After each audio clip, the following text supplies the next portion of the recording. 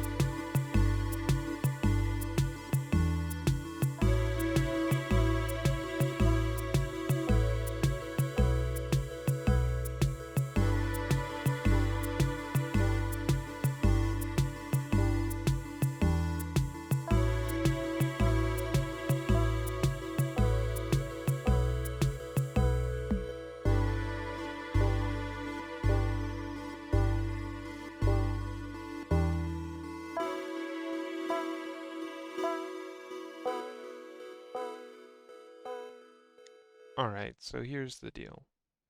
It's done. Johnny finished it while I was away from the computer. He just sort of blitzed through it, got all the villagers in place, got all the spawning platforms in place for the iron golems, and you can see them just raining golems.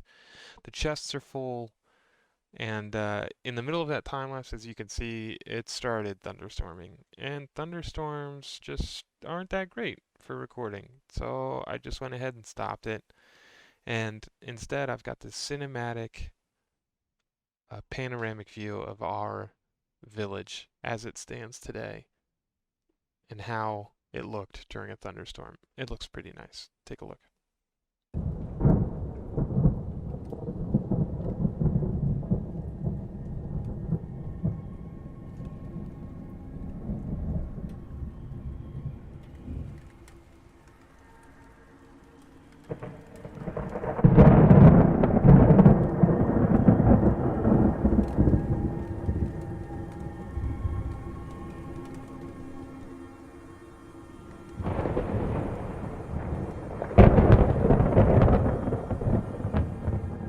Not too bad, huh?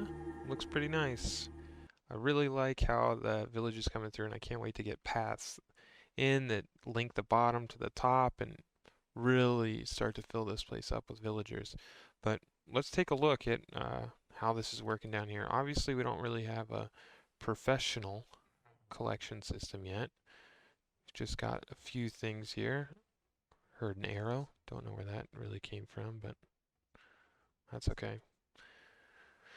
It's full here, really.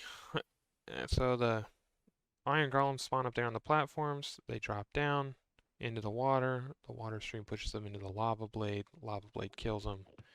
In comes the iron. Jeez. As you can see, we really need to get the sorting system in here because it's filling up quickly.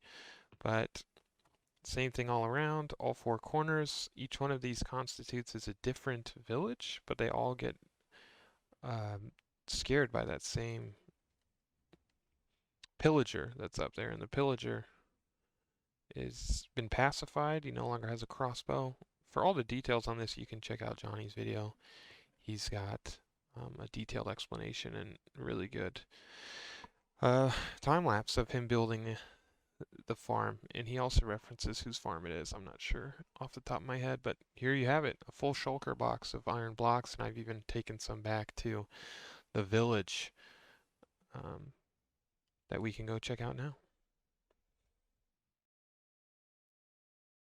So here we have sort of a hustling, bustling village so far. There's farmer here who's hasn't really been locked in, but I spent some time off camera trying to get uh, librarians and things for books that we need. This guy's my prized possession.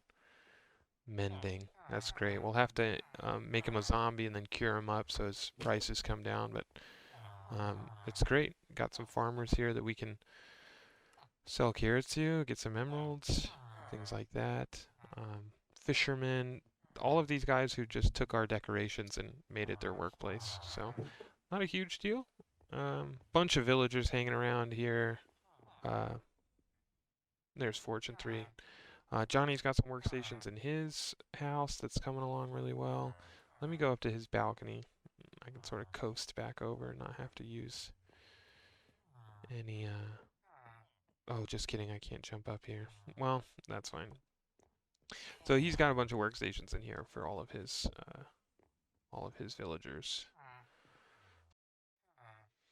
So here we are, standing on the edge of a cliff, backed into a corner. Why, you say? For this reveal. That's my house. It's coming a long way. It's coming an awful long way. You might have seen it sort of as I was flying around, jumping in and out. But let me give you the grand tour. Starting here, we've got a nice back lawn. I actually did a test, even though that these iron bars are only a 1 block jump, mobs can't track over these leaf blocks. So zombies and things will run up to it, but then they won't jump on top of it. So even though I can jump over it and get in and walk around, it keeps the mobs out. And then gates, I can use them if I want, but to be honest, most of the time I just jump over the fence because it's easier. I'm starting to lay down some groundwork for some landscaping, but let's show you the interior. So I've got this floor that I've set up. I am one of the rare Minecraft players who likes diorite and polished diorite, so I use it as often as I can to add texture. Here it's in the floor. This bottom portion I think is going to turn into some bunks for some villagers to sleep here, because as of right now I actually have a villager sleeping with me in my bedroom because we have a lack of beds in our village. But this portion is still coming along. I really like the roof and the ceiling and how they complement each other, so now it's really just about decorating the interior and how it flows into the outside courtyard. Moving up the stairs, we get into the next level fireplace. Cool thing about this fireplace is it goes all the way up the house. So if I just peek down stairs real quick again, you'll see there's a fireplace here on the very bottom floor. And all of these fireplaces align. So another one on the second floor, third floor, etc. Ooh, time to sleep. We'll start in the bedroom once I wake up. All right, back at it. Here we are in the bedroom. So I've got this outdoor balcony with my floating fence to look over at Johnny's house. It's a good looking place. And then got the fence posts. I've mentioned this before, but fence gates just look like a better guardrail to me than normal fences. So I use the fences on the corner because obviously fence gates don't turn corners. But then there's a nice way to get out and go down to the courtyard here, which leads back around to that portion where we already were. The flooring, this is a unique one. I did an alternating pattern of bone blocks so that you could get another texture. Not sure about this wall yet. It's sort of growing on me, or I'm just not noticing it. So we'll see if that stays. And then we got some paintings on the wall, and there will be some clay pots that go on top of these whenever I get some clay. And I sleep here on the right because the villager is sleeping on the left. Then you move through this hallway. This hallway is the door to the bedroom. So simple ceiling and floor just to move you through the hallway. Nothing too out of the ordinary here. Some chests to keep food in, and then I leave crafting tables all over so that if I ever am in need of crafting something, I can just craft it real quick and be on my way. This room you guys have seen before, so this is our original map and how it started. We're yet to update. I think we're going to do it every 10 episodes. We'll update the map. So seeing that this is only episode 5, we still got some time. This is temporary. I threw this in to get rid of all the poppies that we're collecting from our iron farm. So eventually we'll have some composters that'll give us lots and lots of bone meal. I've been using that bone meal to make those bone blocks right there on the wall and then the floor on the other side. And then to wrap it up is just on top. So I've got item frames on all my chests now. Haven't really ran out of room yet because I've been using almost all the materials that I mine. So yeah, some nether stuff, quartz, a little foreshadowing for the future, and that final fireplace that makes it onto the top. And then I have a ladder to get to the access on my roof. That's the bedroom down there. Nice little farm just to add texture to the outside. And I am yet to landscape out in front of my house as well.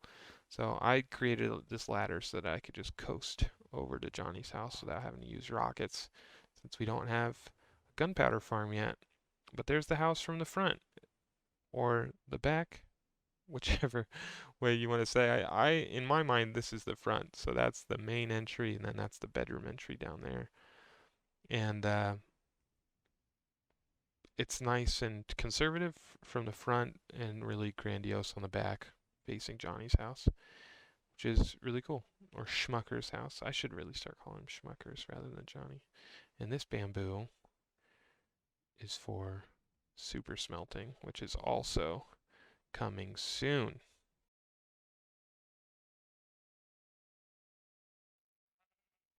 Speaking of soon, here's the dealio. We want a sheep farm, but we want a sheep farm that shows all colors. We want a sheep farm that farms all colors, which can be done by just dyeing the sheep. In case you didn't know, you just dye the sheep a different color, and when you snip it, you get that color wool.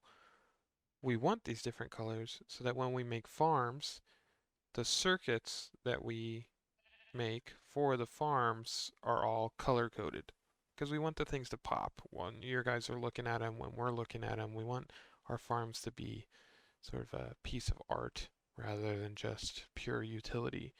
So this was the first sheep farm we came up with. It worked okay.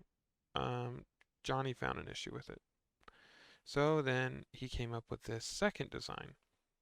Now, the biggest difference between the first design and the second design is number of observers. So that's 2 observers per sheep, and this is 3 observers per sheep.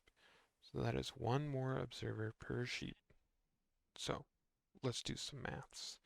If we have 64 sheep per color, and each sheep needs 3 observers, that means we need 192 observers per color. Do we remember how many colors there are? A freaking lot. There's a freaking lot of colors. So 1, 2, 3, 4, 5, 6, 7, 8, 9, 10, 11, 12, 13, 14, 15 colors. That is 2,880 observers. And each observer, let me just pop into this crafting table right here. Each observer requires 1 piece of nether quartz and 2 redstone. So 1 piece of nether quartz, that means we need 2,880 quartz. That's a lot of quartz. That is 45 stacks of quartz. So, if we want a lot of quartz, there's 2 ways to get it. We either have to mine all of that quartz, which is ridiculous. Who would ever want to mine that much quartz? Or we piglin trade for it. And you get it from a piglin trade. And the piglin trades require gold. And if we're going to need a lot of quartz, that means we're going to need a lot of gold, because there's only a small chance that we actually get quartz from the piglins. And if we want a lot of gold, then we need a gold farm. So, in order to get the sheep farm, we need the piglin trading. In order to do piglin trading, we need the gold. In order to get gold without having to mine mass amounts of it, which would be more than the 2,880 that we could just mine of the quartz, we need a gold farm. And I thought to myself, as I was discussing this with Johnny, this clip. I started thinking, and I was like, well, is that gonna just take us equally as long if we had just gone into the nether from the start and collected materials? Then would it take Hear me us out on this one. what? Probably, but even if it takes the same amount of time, now we have many more farms for the future That's to true. make future builds easier. That's true. You're right. Okay. Glad we could talk about it. So, which one do you want to do first? Um, I guess the gold farm yeah, consists of just getting through the ceiling. That's right. probably the hardest part. Through the ceiling and a lot of magma blocks. So there you have it. As the sun sets on this glorious day, you've got a pretty good idea of where the server sits as of today and how everything's been going and what I've been up to and the path moving forward and how we're going to keep progressing. So look forward to a lot of farms coming up in the next couple episodes, as well as a mixture of building in. You saw a little sneak peek of what the wool storage facility is going to look like in those segments from the creative world, and then a little bit with the house that still has to be done. Johnny is continuing to progress on his side of the ravine as well, and we'll start to add in little villager homes and things to really bring the village to life and back up to our living standards and share this experience with you. Thank you guys for watching. I appreciate your support. Make sure you leave a like on the video if you enjoyed it. If not, hit that dislike button. I don't mind at all. Lets me know to step up my game next time. Make sure you're subscribed so you don't miss the next episode. And we will see you in the next video. Bye bye.